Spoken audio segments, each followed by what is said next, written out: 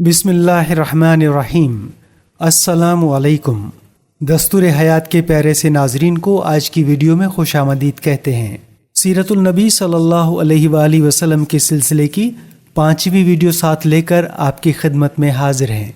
आज की वीडियो में मक्के के मुशरिकों की रसूल करीम सल्लल्लाहु अलैहि वसल्लम को दी जाने वाली तकालीफ, रसूलुल्लाह सल्लल्लाहु अलैहि वसल्लम की बद्दुआओं के मोजज़ात, अबू लहब अबू जहल का बुरा किरदार, हजरत बिलाल रज़ियल्लाहु ताला अन्हु और दूसरे मुसलमान गुलामों को दी जाने वाली तकालीफ, चांद के 2 टुकड़े होने का मोजज़ा और बहुत सारे अहम वाक़यात शामिल हैं। आइए वीडियो की तरफ चलते हैं।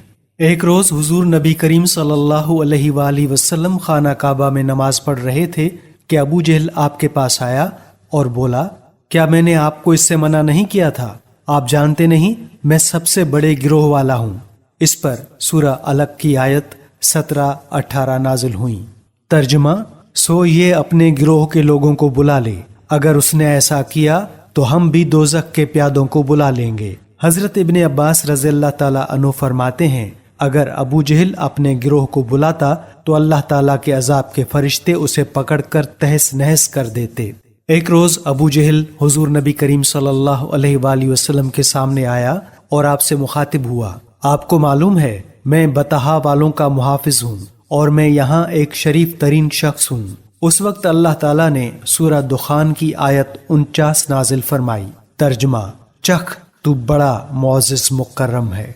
आयत का ये जुमला दोज़ख के फरिश्ते अबू जहल को दोज़ख में डालते वक्त उसे फिटकारते हुए कहेंगे। अबू लहब भी हुजूर अकरम सल्लल्लाहु अलैहि वसल्लम की ईज़ा रसानी में आगे आगे था। नबी अकरम सल्लल्लाहु अलैहि वसल्लम की तबलीग में रुकावटें डालता था। आप सल्लल्लाहु अलैहि वसल्लम को बुरा भला कहता था।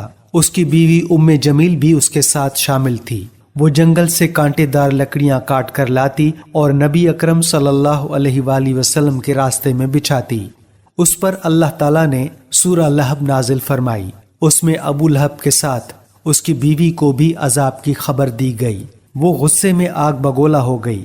पत्थर हाथ में लिए आप सल्लल्लाहु अलैहि वसल्लम की तरफ बढ़ी। उस वक्त आप सल्लल्लाहु अलैहि वसल्लम के साथ अबू बकर सिद्दीक रज़ियल्लाहु ताला अन्हु थे। उन्होंने अबू लहब की बीवी को आते देखा तो फरमाया, अल्लाह के रसूल, ये औरत बहुत ज़बान दराज है। अगर आप यहाँ ठहरे तो उसकी बदज़बानी से आपको तकलीफ पहुँचेगी। उनकी बात सुनकर हुजूर नबी करीम सल्लल्लाहु अलैहि वसल्लम ने फरमाया, अबू बकर फिक्र न करो, वो मुझे नहीं देख सकेगी। इतने में उम्मे जमील नजदीक पहुंच गई। उसे वहां सिर्फ अबू बकर सिद्दीक रज़ियल्लाहु ताला अन्हु नजर आए। वो आते ही बोली, अबू बकर, तुम्हारे दोस्त ने मुझे जलील किया है। कहाँ है तुम्हारा दोस्त जो शेर पढ़ता है? अबू बकर बोले, क्या तुम्हें मेरे साथ कोई नजर आ रहा है? क्यों, क्या बात है? मुझे तो तुम्हारे साथ कोई नजर नहीं आ रहा। उन्होंने पूछा, तुम उनके साथ क्या करना चाहती हो? जवाब में उसने कहा, मैं ये पत्थर उसके मुंह पर मारना चाहती हूँ। उसने मेरी शान में नाजेबा शेर कहे हैं। वो सूरह लहब की आयत को शेर समझ रही थी। इस पर उन्होंने कहा, नहीं, अल्लाह की कसम, वो शायर नहीं है। वो तो शेर कहना जानते ही नहीं, ना उन्होंने तुम्हें जलील किया है। ये सुनकर वो वापस लौट गई। बाद में अबू बकर सिद्दीक रज़ियल्लाहु ताला अन्हु ने आप सल्लल्लाहु अलैहि वसल्लम से पूछा, ऐ अल्लाह के रसूल, वो आपको देख क्यों नहीं सकी? आपने इरशाद फरमाया, एक फरिश्ते ने मुझे अपने परों में छुपा लिया था। एक रिवायत के मुताबिक आपने ये जवाब इरशाद फरमाया था, मेरे और उसके दरमियान एक आड़ पैदा कर दी गई थी। अबू लहब के एक बेटे का नाम उतबा था और दूसरे का नाम अतीबा था। ऐलान नबूवत से पहले रसूल करीम सल्लल्लाहु अलैहि वसल्लम ने अपनी दोनों बेटियों हजरत रुकैया और हजरत उम्मे कुलसूम रज़ियल्लाहु ताला अन्हुमा का निकाह अबू लहब के इन दोनों बेटों से कर दिया था। ये सिर्फ निकाह हुआ था, अभी रुखसती नहीं हुई थी।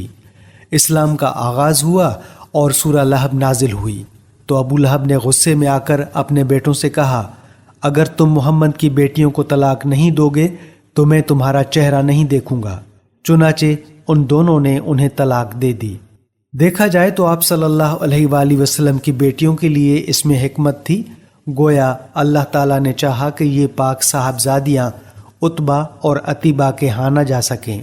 یہ رشتہ اسلام دشمنی کی بنیاد پر ختم کیا گیا، یعنی آپ دونوں چونکہ نبی کریم صلی اللہ علیہ وآلہ وسلم کی صاحبزادیاں تھیں، اس لیے یہ قدم اٹھایا گیا۔ اس موقع پر عتیبہ نبی اکرم صلی اللہ علیہ وآلہ وسلم کی خدمت میں حاضر ہوا اور اس نے آپ کی شان میں گستاخی کی۔ آپ صاحبزادی کی وجہ سے پہلے ہی غمگین تھے، ان حالات میں آپ نے اس کے حق میں بد دعا فرمائی، اے اللہ اس پر اپنے کتوں میں سے ایک کتا مسلط فرما دے۔ عتیبہ یہ بد دعا سن کر وہاں سے لوٹ آیا۔ اس نے اپنے باپ ابو لہب کو سارا حال سنایا۔ اس کے بعد دونوں باپ بیٹا ایک قافلے کے ساتھ ملک شام کی طرف روانہ ہو گئے۔ راستے میں یہ لوگ ایک جگہ ٹھہرے، وہاں قریب ہی ایک راہب کی عبادت گاہ تھی۔ راہب ان کے پاس آیا، اس نے انہیں بتایا اس علاقے میں جنگلی درندے رہتے ہیں۔ ابو لہب یہ سن کر خوف زدہ ہو گیا۔ نبی کریم صلی اللہ علیہ وآلہ وسلم کی بد دعا یاد آ گئی۔ اس نے قافلے والوں سے کہا، تم لوگ میری حیثیت سے باخبر ہو اور یہ بھی جانتے ہو کہ میرا تم پر کیا حق ہے۔ انہوں نے یک زبان ہو کر کہا، بے شک ہمیں معلوم ہے۔ ابو لہب یہ سن کر بولا، تب پھر تم ہماری مدد کرو، میں محمد کی بد دعا کی وجہ سے خوف زدہ ہو گیا ہوں، اس لیے تم لوگ اپنا سامان اس عبادت گاہ کی طرف رکھ کر اس پر میرے بیٹے کا بستر لگا دو اور اس کے چاروں طرف تم لوگ اپنے بستر لگا لو۔ ان لوگوں نے ایسا ہی کیا۔ یہی نہیں، انہوں نے اپنے چاروں طرف اپنے اونٹوں کو بھی بٹھا دیا۔ اس طرح عتیبہ ان سب کے عین درمیان میں آ گیا۔ اب وہ سب اس کی پاسبانی کرنے لگے۔ ان تمام احتیاطی تدابیر کے باوجود حضور نبی کریم صلی اللہ علیہ وآلہ وسلم کی پیش گوئی پوری ہو گئی۔ نصف رات کے قریب ایک شیر وہاں آیا اور سوئے ہوئے لوگوں کو سونگھنے لگا۔ ایک ایک کو سونگھتے ہوئے وہ آگے بڑھتا رہا، یہاں تک کہ وہ لمبی چھلانگ لگا کر عتیبہ تک پہنچ گیا۔ بس پھر کیا تھا، اس نے اسے چیر پھاڑ کر ہلاک کر ڈالا۔ تکالیف پہنچانے کا ایک اور واقعہ اس طرح پیش آیا کہ ایک روز آپ صلی اللہ علیہ وآلہ وسلم مسجد الحرام میں نماز پڑھ رہے تھے۔ قریب ہی کچھ جانور ذبح کیے گئے تھے۔ وہ لوگ اپنے بتوں کے نام پر قربانی کرتے تھے۔ ان جانوروں کی ایک اوجڑی ابھی تک وہیں پڑی تھی۔ ایسے میں ابو جہل نے کہا، کیا کوئی شخص ایسا ہے جو اس اوجڑی کو محمد کے اوپر ڈال دے؟ ایک روایت کے مطابق کسی نے کہا، کیا تم یہ منظر نہیں دیکھ رہے ہو؟ تم میں سے کون ہے جو وہاں جائے جہاں فلاں قبیلے نے جانور ذبح کیے ہیں؟ ان کا گوبر، لید، خون اور اوجڑی وہاں پڑے ہیں۔ کوئی شخص وہاں جا کر گندگی اٹھا لائے اور محمد کے سجدے میں جانے کا انتظار کرے، پھر جوں ہی وہ سجدے میں جائیں وہ شخص گندگی ان کے کندھوں کے درمیان رکھ دے۔ تب مشرکوں میں سے ایک شخص اٹھا، اس کا نام عقبہ بن ابی معیط تھا۔ یہ اپنی قوم میں سب سے زیادہ بدبخت تھا۔ یہ گیا اور اوجڑی اٹھا لایا۔ جب آپ صلی اللہ علیہ وآلہ وسلم سجدے میں گئے تو اوجڑی آپ پر رکھ دی۔ اس پر مشرکین زور زور سے ہنسنے لگے، یہاں تک کہ وہ ہنسی سے بے حال ہو گئے اور ایک دوسرے پر گرنے لگے۔ ایسے میں کسی نے حضرت فاطمہ الزہرا رضی اللہ تعالی عنہا کو یہ بات بتا دی۔ وہ روتی ہوئی حرم میں آئیں۔ نبی کریم صلی اللہ علیہ وآلہ وسلم اسی طرح سجدے میں تھے اور اوجڑی آپ کے کندھوں پر تھی۔ سیدہ فاطمہ رضی اللہ تعالی عنہا نے اوجڑی کو آپ پر سے ہٹایا۔ اس کے بعد آپ سجدے سے اٹھے اور نماز کی حالت میں کھڑے ہو گئے۔ نماز سے فارغ ہو کر آپ صلی اللہ علیہ وآلہ وسلم نے ان لوگوں کے حق میں بد دعا فرمائی، اے اللہ تو قریش کو ضرور سزا دے، اے اللہ تو قریش کو ضرور سزا دے، اے اللہ تو قریش کو ضرور سزا دے۔ قریش جو مارے ہنسی کے لوٹ پوٹ ہو رہے تھے، یہ بد دعا سنتے ہی ان کی ہنسی کافور ہو گئی۔ اس بد دعا کی وجہ سے وہ دہشت زدہ ہو گئے۔ اس کے بعد آپ نے نام لے لے کر بھی بد دعا فرمائی، اے اللہ تو عمرو بن ہشام کو سزا دے، یعنی ابو جہل کو، عقبہ بن ابی معیط اور امیہ بن خلف کو سزا دے۔ حضرت عبداللہ بن مسعود رضی اللہ تعالیٰ عنہ کہتے ہیں، اللہ کی قسم آپ صلی اللہ علیہ وآلہ وسلم نے جن جن قریشیوں کا نام لیا تھا، میں نے انہیں غزوہ بدر میں خاک و خون میں لتھڑا ہوا دیکھا اور پھر ان کی لاشوں کو ایک گڑھے میں پھینک دیا گیا۔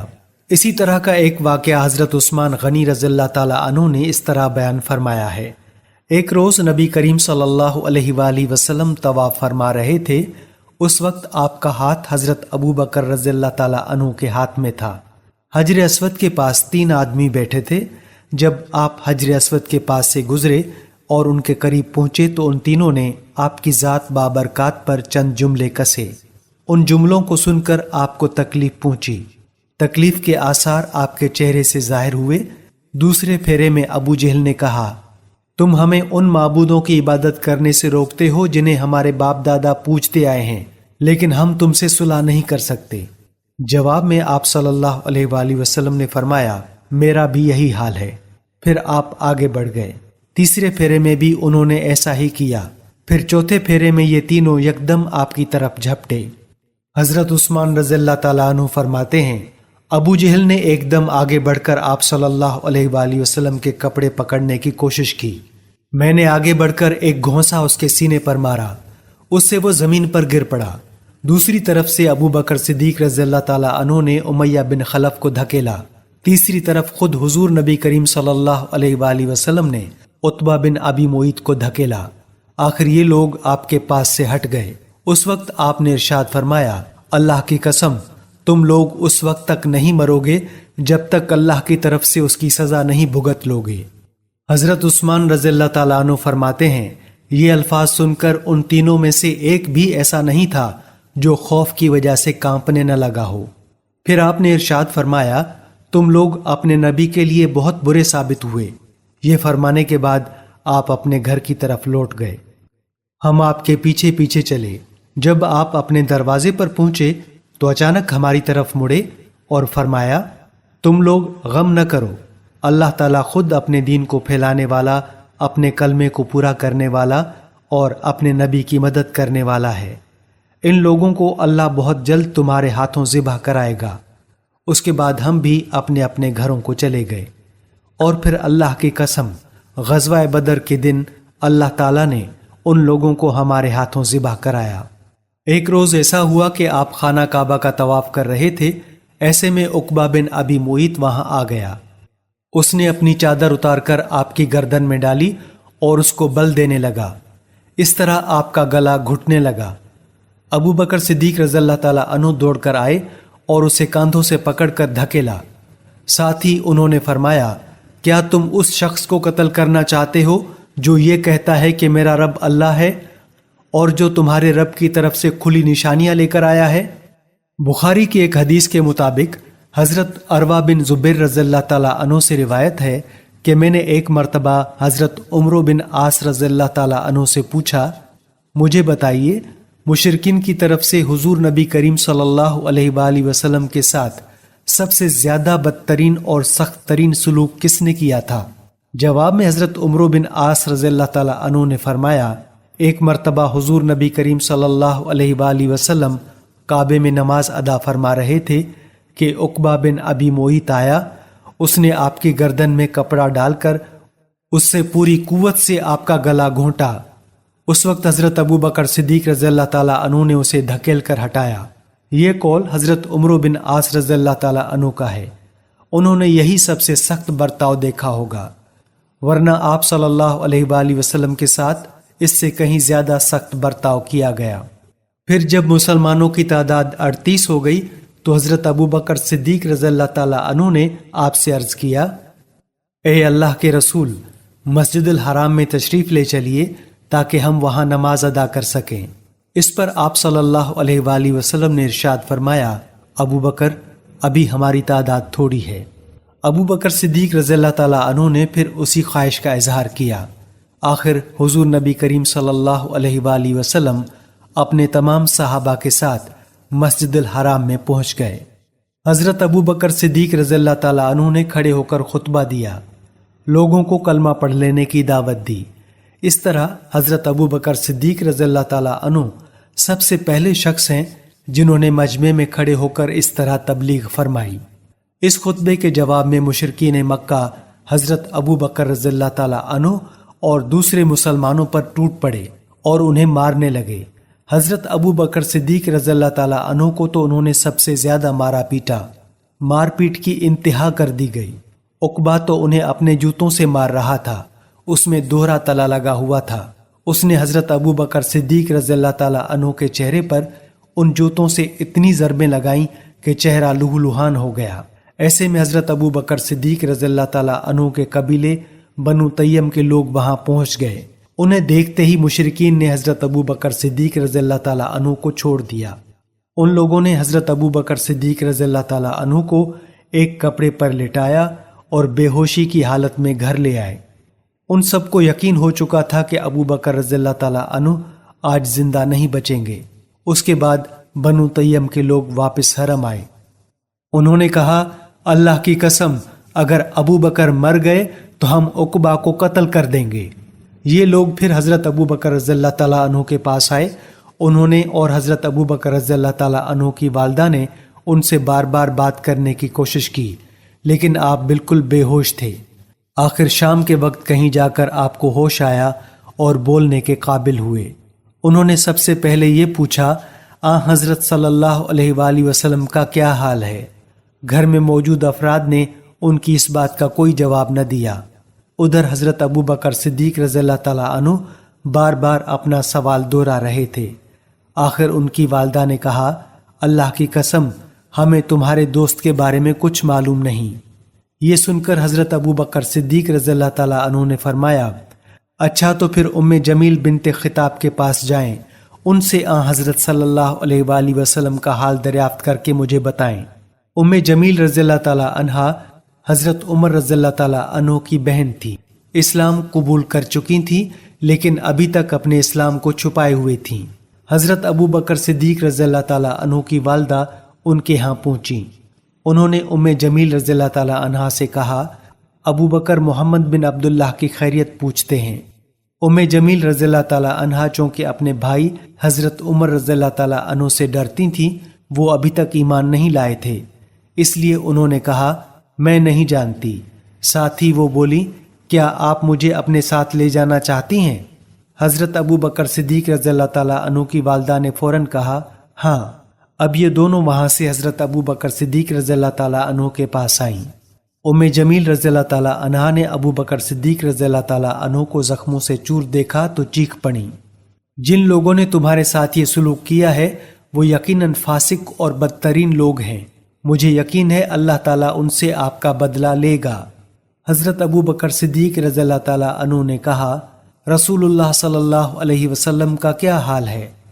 उम्मे जमील रज़ी अल्लाह ताला अन्हा ऐसे लोगों के सामने बात करते हुए डरती थी जो अभी ईमान नहीं लाए थे। चुनाचे बोली, यहाँ आपकी वालदा मौजूद हैं। हजरत अबू बकर रज़ी अल्लाह ताला अन्हु फौरन बोले, इनकी तरफ से बेफिक्र रहें, ये आपका राज जाहिर नहीं करेंगी।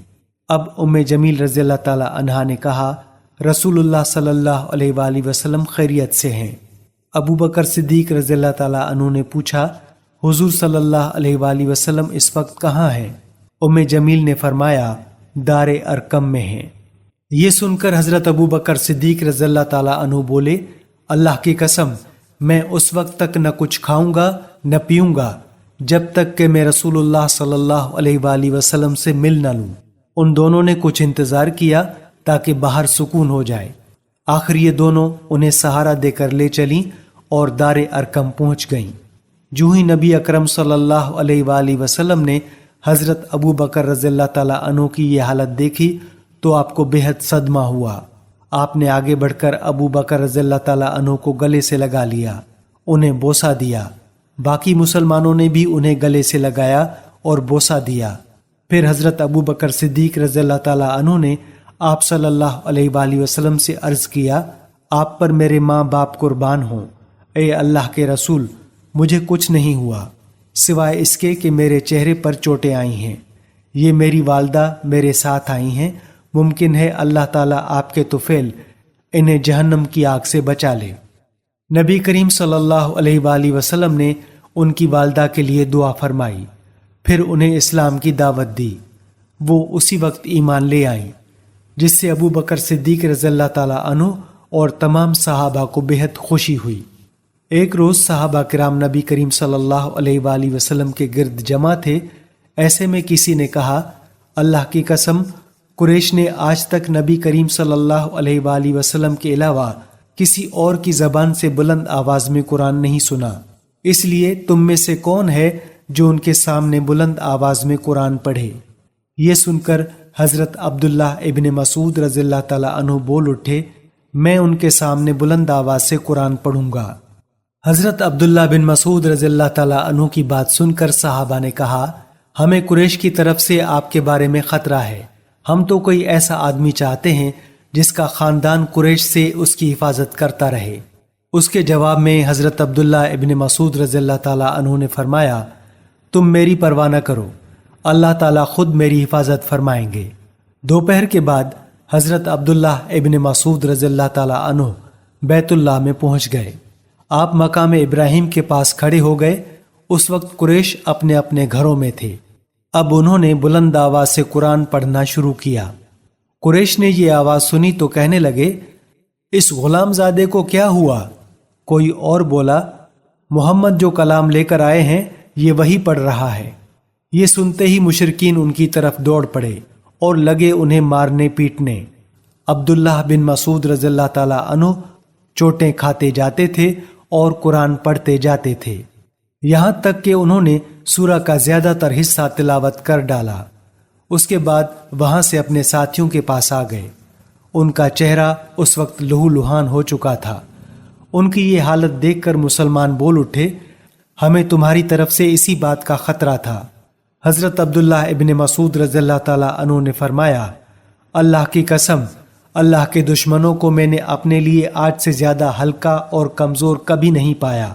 اگر تم لوگ کہو تو میں کل پھر ان کے سامنے جا کر قرآن پڑھ سکتا ہوں۔ اس پر مسلمان بولے، نہیں، وہ لوگ جس چیز کو ناپسند کرتے ہیں آپ انہیں وہ کافی سنا آئے ہیں۔ کفار کا یہ ظلم و ستم جاری رہا۔ ایسے میں ایک دن حضور نبی کریم صلی اللہ علیہ وآلہ وسلم صفا کے پہاڑی کے پاس موجود تھے۔ ابو جہل آپ کے پاس سے گزرا۔ اس نے آپ کو دیکھ لیا اور برا بھلا کہنے لگا۔ اس نے آپ کے سر پر مٹی بھی پھینکی۔ عبداللہ بن جدان کی باندی نے یہ منظر دیکھا۔ پھر ابو جہل آپ کے پاس سے چل کر حرم میں داخل ہوا۔ وہاں مشرکین جمع تھے۔ وہ ان کے سامنے اپنا کارنامہ بیان کرنے لگا۔ اسی وقت آپ کے چچا حضرت حمزہ رضی اللہ تعالیٰ عنہ حرم میں داخل ہوئے۔ یہ اس وقت تک مسلمان نہیں ہوئے تھے۔ تلوار ان کی کمر سے لٹک رہی تھی۔ وہ اس وقت شکار سے واپس آئے تھے۔ ان کی عادت تھی کہ جب شکار سے لوٹتے تو پہلے حرم جا کر طواف کرتے تھے، پھر گھر جاتے تھے۔ حضرت حمزہ رضی اللہ تعالیٰ عنہ حرم میں داخل ہونے سے پہلے عبداللہ بن جدان کی باندی کے پاس سے گزرے۔ اس نے سارا منظر خاموشی سے دیکھا اور سنا تھا۔ اس نے حضرت حمزہ رضی اللہ تعالیٰ عنہ سے کہا، اے حمزہ، کچھ خبر بھی ہے؟ ابھی ابھی یہاں ابو حکم بن ہشام یعنی ابو جہل نے تمہارے بھتیجے کے ساتھ کیا سلوک کیا ہے؟ وہ یہاں بیٹھے تھے، ابو جہل نے انہیں دیکھ لیا، انہیں تکالیف پہنچائیں، برا بھلا کہا اور بہت بری طرح پیش آیا۔ آپ کے بھتیجے نے جواب میں اسے کچھ بھی نہ کہا۔ ساری بات سن کر حضرت حمزہ رضی اللہ تعالیٰ عنہ نے کہا، تم جو کچھ بیان کر رہی ہو کیا یہ تم نے اپنی آنکھوں سے دیکھا ہے؟ اس نے فوراً کہا، ہاں میں نے خود دیکھا ہے۔ یہ سنتے ہی حضرت حمزہ رضی اللہ تعالیٰ عنہ جوش میں آ گئے، چہرہ غصے سے تمتما اٹھا، فوراً حرم میں داخل ہوئے۔ وہاں ابو جہل موجود تھا۔ وہ قریشیوں کے درمیان میں بیٹھا تھا۔ یہ سیدھے اس تک جا پہنچے، ہاتھ میں کمان تھی، بس وہیں کھینچ کر اس کے سر پر دے ماری۔ ابو جہل کا سر پھٹ گیا۔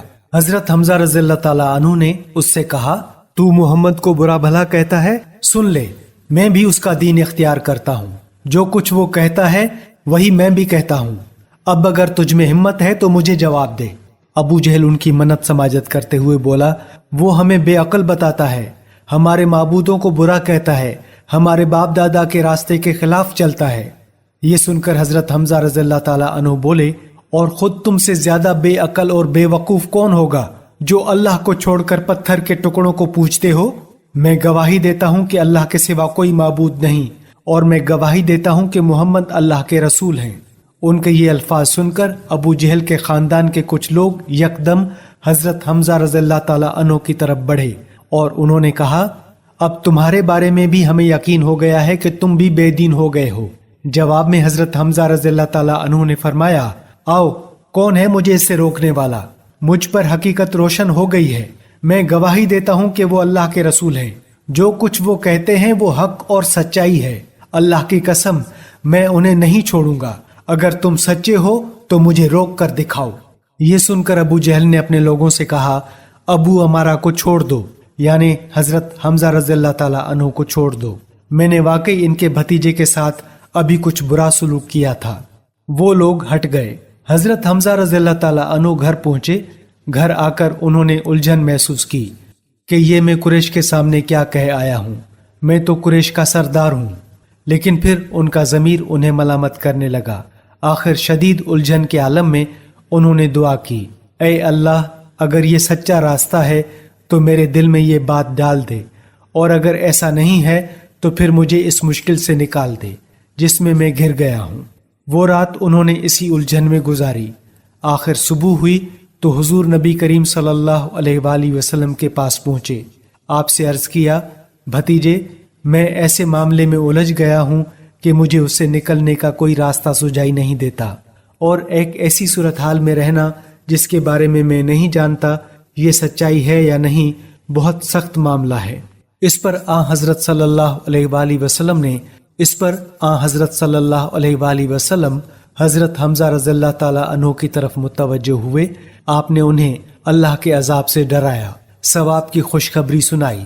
آپ کے وعظ اور نصیحت کا یہ اثر ہوا کہ اللہ تعالیٰ نے انہیں ایمان کا نور عطا فرما دیا۔ وہ بول اٹھے، اے بھتیجے، میں گواہی دیتا ہوں کہ تم اللہ کے رسول ہو، بس اب تم اپنے دین کو کھل کر پیش کرو۔ حضرت ابن عباس رضی اللہ تعالیٰ عنہ فرماتے ہیں، اسی واقعے پر قرآن پاک کی یہ آیت نازل ہوئی۔ ترجمہ، ایسا شخص جو کہ پہلے مردہ تھا، پھر ہم نے اسے زندہ کر دیا، اور ہم نے اسے ایک ایسا نور دے دیا کہ وہ اسے لیے ہوئے چلتا پھرتا ہے۔ سورہ الانعام۔ حضرت حمزہ رضی اللہ تعالیٰ عنہ کے ایمان لانے پر حضور نبی کریم صلی اللہ علیہ وآلہ وسلم کو بہت زیادہ خوشی ہوئی۔ اس کی ایک وجہ تو یہ تھی کہ حضرت حمزہ رضی اللہ تعالیٰ عنہ آپ کے سگے چچا تھے، دوسری وجہ یہ تھی کہ وہ قریش میں سب سے زیادہ معزز فرد تھے، اس کے ساتھ ہی وہ قریش کے سب سے زیادہ بہادر، طاقتور اور خوددار انسان تھے۔ اور اسی بنیاد پر جب قریش نے دیکھا کہ اب رسول اللہ صلی اللہ علیہ وآلہ وسلم کو مزید قوت حاصل ہو گئی ہے تو انہوں نے آپ کو تکلیف پہنچانے کا سلسلہ بند کر دیا، لیکن اپنے تمام ظلم و ستم اب وہ کمزور مسلمانوں پر ڈھانے لگے۔ جس قبیلے کا بھی کوئی شخص مسلمان ہو جاتا وہ اس کے پیچھے ہاتھ دھو کر پڑ جاتے، ایسے لوگوں کو قید کر دیتے، بھوکا پیاسا رکھتے، تپتی ریت پر لٹاتے، یہاں تک کہ اس کا یہ حال ہو جاتا کہ سیدھا بیٹھنے کے قابل بھی نہ رہتا۔ اس ظلم اور زیادتی پر سب سے زیادہ ابو جہل لوگوں کو اکساتا تھا۔ ایسے ہی لوگوں میں سے ایک حضرت بلال حبشی رضی اللہ تعالیٰ عنہ بھی تھے۔ آپ کا پورا نام بلال بن رباح تھا۔ یہ امیہ بن خلف کے غلام تھے۔ حضرت بلال رضی اللہ تعالیٰ عنہ مکے ہی میں پیدا ہوئے تھے۔ پہلے عبداللہ بن جدعان تیمی کے غلام تھے۔ عبداللہ بن جدعان کے 100 غلام تھے، یہ ان میں سے ایک تھے۔ جب اسلام کا آغاز ہوا اور اس کا نور پھیلا تو عبداللہ بن جدعان نے اپنے 99 غلاموں کو اس خوف سے مکے سے باہر بھجوا دیا کہ کہیں وہ مسلمان نہ ہو جائیں۔ بس اس نے حضرت بلال بن رباح رضی اللہ تعالیٰ عنہ کو اپنے پاس رکھ لیا۔ یہ اس کی بکریاں چرایا کرتے تھے۔ اسلام کی روشنی حضرت بلال رضی اللہ تعالیٰ عنہ تک بھی پہنچی۔ یہ ایمان لے آئے مگر انہوں نے اپنے اسلام کو چھپائے رکھا۔ ایک روز انہوں نے کعبے کے چاروں طرف رکھے بتوں پر گندگی ڈال دی، ساتھ ہی وہ ان پر تھوکتے جاتے تھے اور کہتے جاتے تھے، جس نے تمہاری عبادت کی وہ تباہ ہو گیا۔ یہ بات قریش کو معلوم ہو گئی۔ وہ فوراً عبداللہ بن جدعان کے پاس آئے اور اس سے بولے، تم بے دین ہو گئے ہو؟ اس نے حیران ہو کر کہا، کیا میرے بارے میں بھی یہ بات کہی جا سکتی ہے؟ اس پر وہ بولے، تمہارے غلام بلال نے آج ایسا ایسا کیا ہے۔ کیا؟ وہ حیرت زدہ رہ گیا۔ عبداللہ بن جدعان نے فوراً قریش کو 100 درہم دیے تاکہ بتوں کی جو توہین ہوئی ہے اس کے بدلے میں ان کے نام پر کچھ جانور ذبح کر دیے جائیں۔ پھر وہ حضرت بلال رضی اللہ تعالیٰ عنہ کی طرف بڑھا۔ اس نے انہیں رسی سے باندھ دیا، تمام دن بھوکا اور پیاسا رکھا۔ پھر تو یہ اس کا روز کا معمول بن گیا۔ جب دوپہر کے وقت سورج آگ برسانے لگتا تو انہیں گھر سے نکال کر تپتی ہوئی ریت پر چت لٹا دیتا۔ اس وقت ریت اس قدر گرم ہوتی تھی کہ اگر اس پر گوشت کا ٹکڑا رکھ دیا جاتا تو وہ بھی بھن جاتا تھا۔ وہ اس پر بس نہیں کرتا تھا، ایک وزنی پتھر منگاتا اور ان کے سینے پر رکھ دیتا تاکہ وہ اپنی جگہ سے ہل بھی نہ سکیں۔ پھر وہ بدبخت ان سے کہتا، اب یا تو محمد کی رسالت اور پیغمبری سے انکار کر اور لات و عزا کی عبادت کر، ورنہ میں تجھے یہاں اسی طرح لٹائے رکھوں گا یہاں تک کہ تیرا دم نکل جائے گا۔ حضرت بلال رضی اللہ تعالیٰ عنہ اس کی بات کے جواب میں فرماتے، عہد عہد، یعنی اللہ تعالیٰ ایک ہے، اس کا کوئی شریک نہیں۔ جب حضرت بلال رضی اللہ تعالیٰ عنہ کسی طرح اسلام سے نہ ہٹے تو تنگ آ کر عبداللہ بن جدعان نے انہیں امیہ بن خلف کے حوالے کر دیا۔ اب یہ شخص ان پر اس سے بھی زیادہ ظلم و ستم ڈھانے لگا۔ ایک روز انہیں اسی قسم کی خوفناک سزائیں دی جا رہی تھی کہ حضور نبی کریم صلی اللہ علیہ وآلہ وسلم اس طرف سے گزرے۔ حضرت بلال رضی اللہ تعالیٰ عنہ شدت تکلیف کی حالت میں عہد عہد پکار رہے تھے۔ آپ نے انہیں اس حالت میں دیکھ کر فرمایا، بلال تمہیں یہ عہد عہد ہی نجات دلائے گا۔ پھر ایک روز حضرت ابو بکر رضی اللہ تعالیٰ عنہ اس طرف سے گزرے۔ امیہ بن خلف نے انہیں گرم ریت پر لٹا رکھا تھا، سینے پر ایک بھاری پتھر رکھا ہوا تھا۔ انہوں نے یہ دردناک منظر دیکھ کر امیہ بن خلف سے کہا، کیا اس مسکین کے بارے میں تمہیں اللہ کا خوف نہیں آتا؟ آخر کب تک تم اسے عذاب دیے جاؤ گے؟ امیہ بن خلف نے جل کر کہا، تم ہی نے اسے خراب کیا ہے، اس لیے تم ہی اسے نجات کیوں نہیں دلا دیتے؟ اس کی بات سن کر حضرت ابو بکر صدیق رضی اللہ تعالیٰ عنہ بولے، میرے پاس بھی ایک حبشی غلام ہے، وہ اس سے زیادہ طاقتور ہے اور تمہارے ہی دین پر ہے، میں ان کے بدلے میں تمہیں وہ دے سکتا ہوں۔ یہ سن کر امیہ بولا، مجھے یہ سودا منظور ہے۔ یہ سنتے ہی ابو بکر صدیق رضی اللہ تعالیٰ عنہ نے اپنا حبشی غلام اس کے حوالے کر دیا۔ اس کے بدلے میں حضرت بلال رضی اللہ تعالیٰ عنہ کو لے لیا اور انہیں آزاد کر دیا۔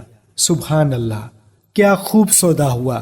یہاں یہ بات جان لینی چاہیے کہ حضرت ابو بکر رضی اللہ تعالیٰ عنہ کا حبشی غلام دنیا کے لحاظ سے بہت زیادہ قیمتی تھا۔ یہ بھی کہا جاتا ہے کہ امیہ بن خلف نے غلام کے ساتھ 10 اوقیہ سونا بھی طلب کیا تھا، اور حضرت ابو بکر صدیق رضی اللہ تعالیٰ عنہ نے اس کا یہ مطالبہ بھی مان لیا تھا۔ چنانچہ آپ نے اسے ایک یمنی چادر اور کچھ سونا دیا تھا۔ ساتھ ہی آپ نے امیہ بن خلف سے فرمایا تھا، اگر تم مجھ سے 100 اوقیہ سونا بھی طلب کرتے تو بھی میں تمہیں دے دیتا۔ حضرت بلال رضی اللہ تعالیٰ عنہ کے علاوہ حضرت ابو بکر صدیق رضی اللہ تعالیٰ عنہ نے اور بھی بہت سے غلام مسلمانوں کو خرید کر آزاد فرمایا۔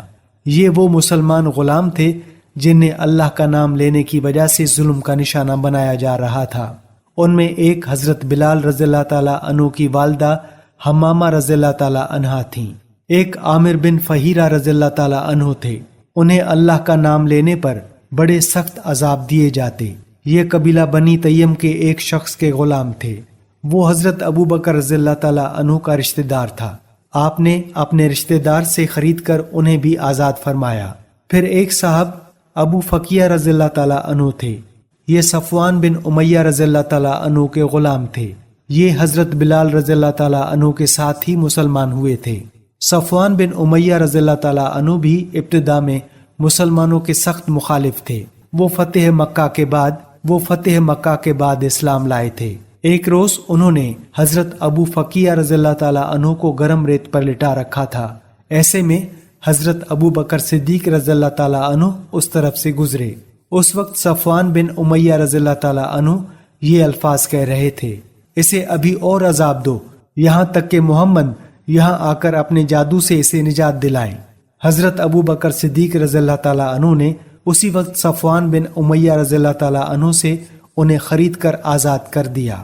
اسی طرح زنیرہ رضی اللہ تعالیٰ عنہا نامی ایک عورت کو مسلمان ہونے کی بنیاد پر اس قدر خوفناک سزائیں دی گئیں کہ وہ بیچاری اندھی ہو گئیں۔ ایک روز ابو جہل نے ان سے کہا، جو کچھ تجھ پر بیت رہی ہے یہ سب لات و عزا کر رہے ہیں۔ یہ سنتے ہی زنیرہ رضی اللہ تعالیٰ عنہا نے کہا، ہرگز نہیں، اللہ کی قسم، لات اور عزا نہ کوئی فائدہ پہنچا سکتے ہیں نہ کوئی نقصان۔ یہ جو کچھ ہو رہا ہے آسمان والے کی مرضی سے ہو رہا ہے۔ میرے پروردگار کو یہ بھی قدرت ہے کہ وہ مجھے میری آنکھوں کی روشنی لوٹا دے۔ دوسرے دن وہ صبح اٹھی تو ان کی آنکھوں کی روشنی اللہ تعالیٰ نے انہیں لوٹا دی تھی۔ اس بات کا جب کافروں کو پتہ چلا تو وہ بول اٹھے، یہ محمد کی جادوگری ہے۔ حضرت ابو بکر صدیق رضی اللہ تعالیٰ عنہ نے انہیں بھی خرید کر آزاد کر دیا۔ آپ نے زنیرہ رضی اللہ تعالیٰ عنہا کی بیٹی کو بھی خرید کر آزاد کیا۔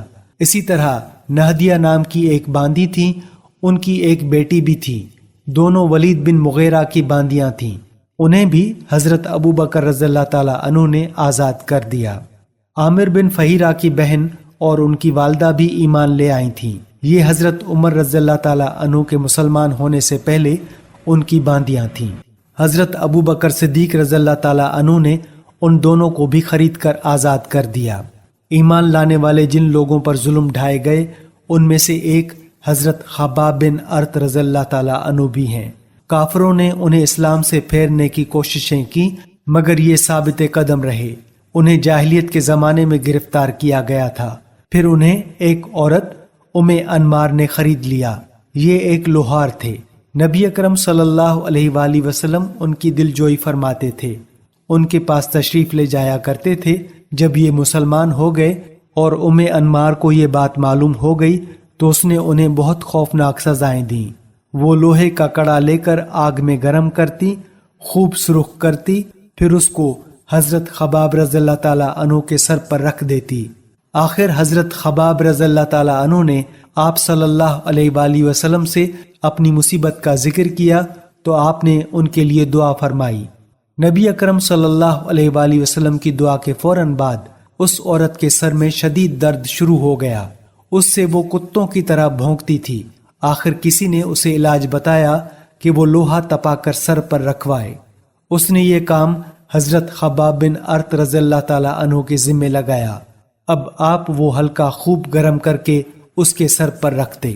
حضرت خباب رضی اللہ تعالیٰ عنہ فرماتے ہیں کہ ایک روز میں حضور نبی کریم صلی اللہ علیہ وآلہ وسلم کی خدمت میں گیا اور یہ وہ زمانہ تھا جب ہم پر خوب ظلم کیا جاتا تھا۔ میں نے آپ صلی اللہ علیہ وآلہ وسلم سے عرض کیا، اے اللہ کے رسول، کیا آپ ہمارے لیے دعا نہیں فرماتے؟ میرے الفاظ سنتے ہی آپ سیدھے ہو کر بیٹھ گئے، آپ کا چہرہ مبارک سرخ ہو گیا۔ پھر آپ نے فرمایا، تم سے پہلی امت کے لوگوں کو اپنے دین کے لیے کہیں زیادہ عذاب برداشت کرنا پڑے۔ ان کے جسموں پر لوہے کی کنگھیاں کی جاتی تھیں جن سے ان کی کھال اور ہڈیاں الگ ہو جاتی تھیں، مگر یہ تکالیف بھی انہیں ان کے دین سے نہ ہٹا سکی۔ ان کے سروں پر آرے چلا چلا کر ان کے جسم دو کر دیے گئے، مگر وہ اپنا دین چھوڑنے پر تیار پھر بھی نہ ہوئے۔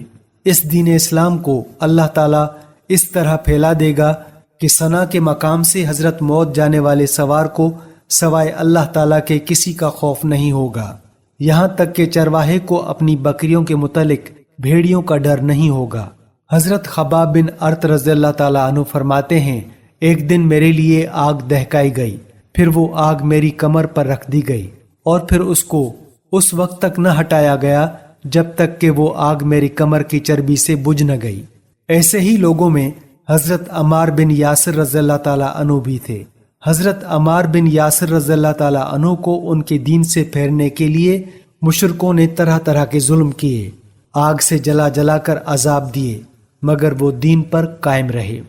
علامہ ابن جوزی رحمۃ اللہ علیہ لکھتے ہیں، ایک مرتبہ حضرت صلی اللہ علیہ وآلہ وسلم اس طرف تشریف لے جا رہے تھے، اس وقت حضرت عمار رضی اللہ تعالیٰ عنہ کو آگ سے جلا جلا کر تکلیف پہنچائی جا رہی تھی۔ ان کی کمر پر جلنے کی وجہ سے کوڑ جیسے سفید داغ پڑ گئے تھے۔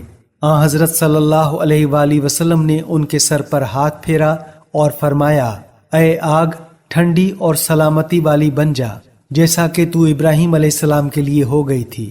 اس دعا کے بعد انہیں آگ کی تکلیف محسوس نہیں ہوتی تھی۔ حضرت ہانی رضی اللہ تعالی عنہا کہتی ہیں کہ حضرت عمار بن یاسر، ان کے والد یاسر، ان کے بھائی عبداللہ اور ان کی والدہ سمیہ رضی اللہ تعالی عنہم، ان سبھی کو اللہ کا نام لینے کی وجہ سے سخت ترین عذاب دیے گئے۔ ایک روز جب انہیں تکالیف پہنچائی جا رہی تھی تو نبی کریم صلی اللہ علیہ وآلہ وسلم اس طرف سے گزرے آپ نے ان کی تکالیف کو دیکھ کر فرمایا، اے اللہ آل یاسر کی مغفرت فرما۔ ان کی والدہ سمیہ رضی اللہ تعالی عنہا کو ابو جہل کے چچا حذیفہ بن ابن مغیرہ نے ابو جہل کے حوالے کر دیا۔ یہ اس کی باندی تھی۔ ابو جہل نے انہیں نیزہ مارا، اس سے وہ شہید ہو گئیں۔ اس طرح اسلام میں انہیں سب سے پہلی شہید ہونے کا اعزاز حاصل ہوا۔ آخر انہی مظالم کی وجہ سے حضرت عمار رضی اللہ تعالیٰ عنہ کے والد یاسر رضی اللہ تعالیٰ عنہ بھی شہید ہو گئے۔ اپنے ان مظالم اور بدترین حرکات کے ساتھ ساتھ یہ لوگ حضور اکرم صلی اللہ علیہ وآلہ وسلم سے معجزات کا مطالبہ بھی کرتے رہتے تھے۔ ایک روز ابو جہل دوسرے سرداروں کے ساتھ حضور نبی کریم صلی اللہ علیہ وآلہ وسلم کے پاس آیا اور بولا، اے محمد، اگر تم سچے ہو تو ہمیں چاند کے 2 ٹکڑے کر کے دکھاؤ، وہ بھی اس طرح کہ ایک ٹکڑا ابو قبیس پہاڑ پر نظر آئے اور دوسرا کئی کان پہاڑ پر نظر آئے۔ مطلب یہ تھا کہ دونوں ٹکڑے کافی فاصلے پر ہوں تاکہ اس کے 2 ٹکڑے ہونے میں کوئی شک نہ رہ جائے۔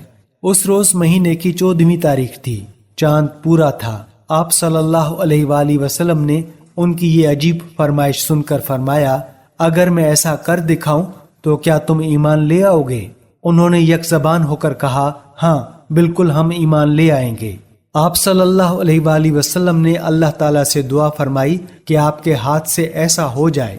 چنانچہ چاند فوراً 2 ٹکڑے ہو گیا۔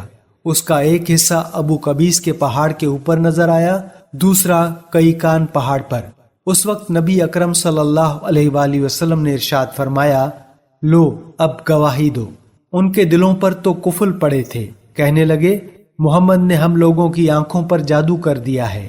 کچھ نے کہا، محمد نے چاند پر جادو کر دیا ہے، مگر ان کے جادو کا اثر ساری دنیا کے لوگوں پر نہیں ہو سکتا۔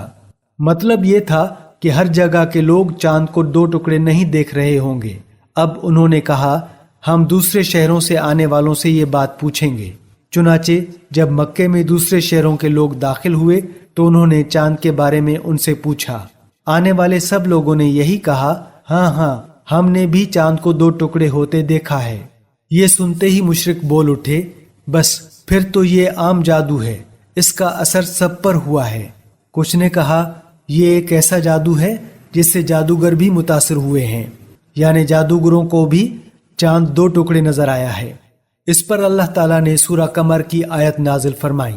ترجمہ، قیامت نزدیک آ پہنچی اور چاند شک ہو گیا، اور یہ لوگ کوئی معجزہ دیکھتے ہیں تو ٹال دیتے ہیں اور کہتے ہیں یہ جادو ہے جو ابھی ختم ہو جائے گا۔ مختلف قوموں کی تاریخ سے یہ بات ثابت ہوتی ہے، چاند کا 2 ٹکڑے ہونا صرف مکے میں نظر نہیں آیا تھا بلکہ دوسرے ملکوں میں بھی اس کا مشاہدہ کیا گیا تھا۔ اسی طرح ایک دن مشرکین نے کہا، اگر آپ واقعی نبی ہیں تو ان پہاڑوں کو ہٹا دیجئے جن کی وجہ سے ہمارا شہر تنگ ہو رہا ہے، تاکہ ہماری آبادیاں پھیل کر بس جائیں، اور آپ اپنے رب سے کہہ کر ایسی نہریں جاری کرا دیں جیسی شام اور عراق میں ہیں، اور ہمارے باپ دادوں کو دوبارہ زندہ کرا کے دکھائیں۔ ان دوبارہ زندہ ہونے والوں میں قصی بن کلاب ضرور ہو، اس لیے کہ وہ نہایت دانا اور عقل مند بزرگ تھا۔ ہم اس سے پوچھیں گے، آپ جو کچھ کہتے ہیں سچ ہے یا جھوٹ ہے؟ اگر ہمارے ان بزرگوں نے آپ کی تصدیق کر دی اور آپ نے ہماری یہ مطالبے پورے کر دیے تو ہم آپ کی نبوت کا اقرار کر لیں گے اور جان لیں گے کہ آپ واقعی اللہ کی طرف سے بھیجے ہوئے ہیں۔ اللہ تعالیٰ نے آپ کو ہماری طرف رسول بنا کر بھیجا ہے، جیسا کہ آپ دعویٰ کرتے ہیں۔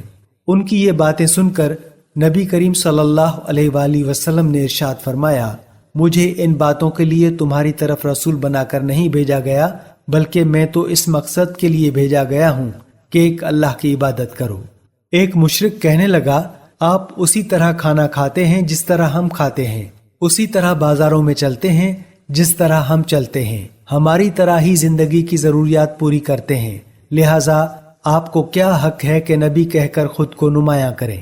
اور یہ کہ آپ کے ساتھ کوئی فرشتہ کیوں نہیں اترا جو آپ کی تصدیق کرتا؟ اس پر اللہ تعالیٰ نے سورہ فرقان کی آیت 7 نازل فرمائی۔ ترجمہ، اور یہ کافر لوگ رسول اللہ صلی اللہ علیہ وآلہ وسلم کی نسبت یوں کہتے ہیں کہ اس رسول کو کیا ہو گیا ہے کہ وہ ہماری طرح کھانا کھاتا ہے اور بازاروں میں چلتا پھرتا ہے، اس کے ساتھ کوئی فرشتہ کیوں نہیں بھیجا گیا؟ کہ وہ اس کے ساتھ رہ کر ڈرایا کرتا، اس کے پاس غیب سے کوئی خزانہ آ پڑتا یا اس کے پاس کوئی غیبی باغ ہوتا جس سے یہ کھایا کرتا۔ اور ایمان لانے والوں سے یہ ظالم لوگ یہ بھی کہتے ہیں کہ تم تو ایک بے عقل آدمی کی راہ پر چل رہے ہو۔ پھر جب انہوں نے یہ کہا کہ اللہ تعالیٰ کی ذات اس سے بہت بلند ہے کہ وہ ہم ہی میں سے ایک بندے کو رسول بنا کر بھیجے، تو اس پر اللہ تعالیٰ نے سورہ یونس کی آیت نمبر 2 نازل فرمائی۔ ترجمہ: کیا ان مکے کے لوگوں کو اس بات سے تعجب ہوا کہ ہم نے ان میں سے ایک شخص کے پاس وحی بھیج دی کہ سب آدمیوں کو اللہ کے احکامات کے خلاف چلنے پر ڈرائیں، اور جو ایمان لے آئے انہیں خوشخبری سنا دیں کہ انہیں اپنے رب کے پاس پہنچ کر پورا رتبہ ملے گا۔ اس کے بعد ان لوگوں نے آپ صلی اللہ علیہ وآلہ وسلم سے کہا، ہم پر آسمان کے ٹکڑے ٹکڑے کر کے گرا دو، جیسا کہ تمہارا دعویٰ ہے کہ تمہارا رب جو چاہے کر سکتا ہے۔ ہمیں معلوم ہوا ہے کہ تم جس رحمان کا ذکر کرتے ہو وہ رحمان یمامہ کا ایک شخص ہے، وہ تمہیں یہ باتیں سکھاتا ہے۔ ہم لوگ اللہ کی قسم کبھی رحمان پر ایمان نہیں لائیں گے۔ یہاں رحمان سے ان لوگوں کی مراد یمامہ کے ایک یہودی کاہن سے تھی۔ اس بات کے جواب میں اللہ تعالیٰ نے سورہ رعد کی آیت نمبر 30 نازل فرمائی۔ ترجمہ: آپ فرما دیجئے کہ وہی میرا مربی اور نگہبان ہے، اس کے سوا کوئی عبادت کے قابل نہیں۔ میں نے اسی پر بھروسہ کر لیا اور اسی کے پاس مجھے جانا ہے۔ اس وقت آپ پر رنج اور غم کی کیفیت طاری تھی۔ آپ کی عین خواہش تھی کہ وہ لوگ ایمان قبول کر لیں، لیکن ایسا نہ ہو سکا، اس لیے غمگین تھے۔ اسی حالت میں آپ وہاں سے اٹھ گئے۔ مشرکین نے اس قسم کی اور بھی فرمائشیں کی۔ کبھی وہ کہتے صفا پہاڑ کو سونے کا بنا کر دکھائیں، کبھی کہتے سیڑھی کے ذریعے آسمان پر چڑھ کر دکھائیں اور فرشتوں کے ساتھ واپس آئیں۔ ان کی تمام باتوں کے جواب میں اللہ تعالیٰ نے حضرت جبرائیل علیہ السلام کو آپ کی خدمت میں بھیجا۔ انہوں نے آ کر کہا، اے محمد صلی اللہ علیہ وآلہ وسلم، اللہ تعالیٰ آپ کو سلام فرماتے ہیں اور فرماتے ہیں کہ اگر آپ چاہیں تو صفا پہاڑ کو سونے کا بنا دیا جائے، اسی طرح ان کے جو مطالبات ہیں ان کو بھی پورا کر دیا جائے، لیکن اس کے بعد بھی اگر یہ لوگ ایمان نہ لائے تو پھر سابقہ قوموں کی طرح ان پر ہولناک عذاب نازل ہوگا، ایسا عذاب کہ آج تک کسی قوم پر نازل نہیں ہوا ہوگا۔ اور اگر آپ ایسا نہیں چاہتے تو میں ان پر رحمت اور توبہ کا دروازہ کھلا رکھوں گا۔ یہ سن کر آپ نے عرض کیا، باری تعالیٰ آپ اپنی رحمت اور توبہ کا دروازہ کھلا رکھیں۔ دراصل آپ جانتے تھے کہ قریش کے یہ مطالبات جہالت کی بنیاد پر ہیں، کیونکہ یہ لوگ رسولوں کو بھیجنے کی حکمت کو نہیں جانتے تھے۔ رسولوں کا بھیجا جانا تو دراصل مخلوق کا امتحان ہوتا ہے تاکہ وہ رسولوں کی تصدیق کریں اور رب تعالیٰ کی عبادت کریں۔ اگر اللہ تعالیٰ درمیان سے سارے پردے ہٹا دے اور سب لوگ آنکھوں سے سب کچھ دیکھ لیں تو پھر تو انبیاء اور رسول کو بھیجنے کی ضرورت ہی باقی نہیں رہتی اور غیب پر ایمان لانے کا کوئی معنی ہی نہیں رہتا۔ سیرت النبی صلی اللہ علیہ وآلہ وسلم کا سلسلہ ابھی جاری ہے۔ اس حوالے سے آج آپ نے 5واں حصہ ملاحظہ فرمایا۔ ناظرین، یہ تھی ہماری آج کی ویڈیو۔ امید کرتے ہیں کہ آپ کو ضرور پسند آئی ہوگی۔ اسے اپنے دوستوں کے ساتھ زیادہ سے زیادہ شیئر کریں، دستور حیات چینل کو فالو کریں، یوٹیوب چینل کو سبسکرائب کریں۔ اب ہمیں اجازت دیجیے، اللہ حافظ۔